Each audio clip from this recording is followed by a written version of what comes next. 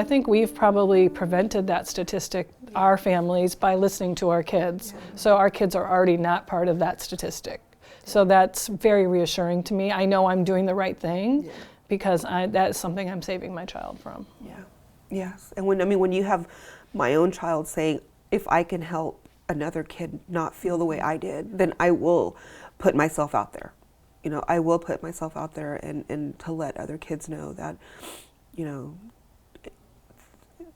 it's not the answer to, the depression and being so sad and being just so torn with who you are. It causes, these young kids to feel like it's hopeless, and it's not. And so I think in order to combat that type of statistic is to have support and education, educate. The Be Human campaign, I think, is going to be perfect with that in San Antonio, especially because it's going to be open to transgender parents and kids, and we don't have that here specifically for transgender children. I think the more that kids are being brave, and have the support and backing from their mom and dad, they're like, hey, they're on my side. And I think that when more kids see that other kids are advocating for themselves, it'll help prevent them from having depression or having suicidal thoughts.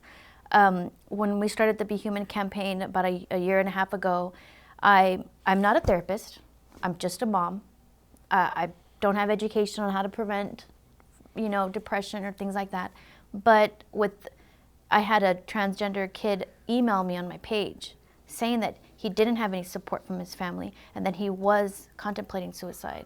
Well, I get this message at 10 o'clock at night and I'm going to bed, and it was like, okay, do I write him back right now, or do I write him back tomorrow, or what do I do? He was reaching out to me.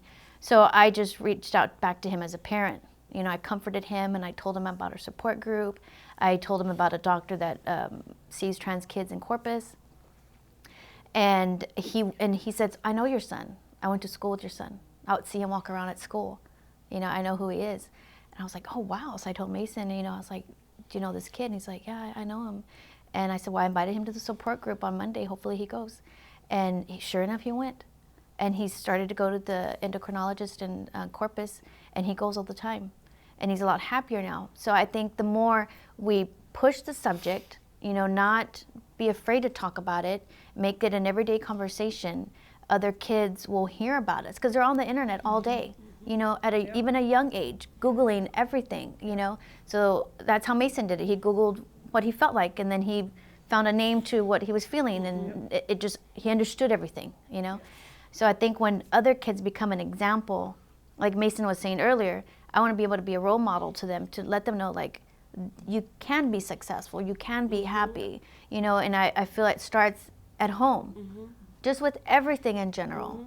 It starts at home, so it's what we teach our kids, so we got to use this platform as parents to help other families to have happy kids so we can reduce that suicide rate and reduce the depression, because no parent wants to see their kid go through that. Discrimination is not a Texas value. Embrace dignity and respect for every Texan. Join Equality Texas.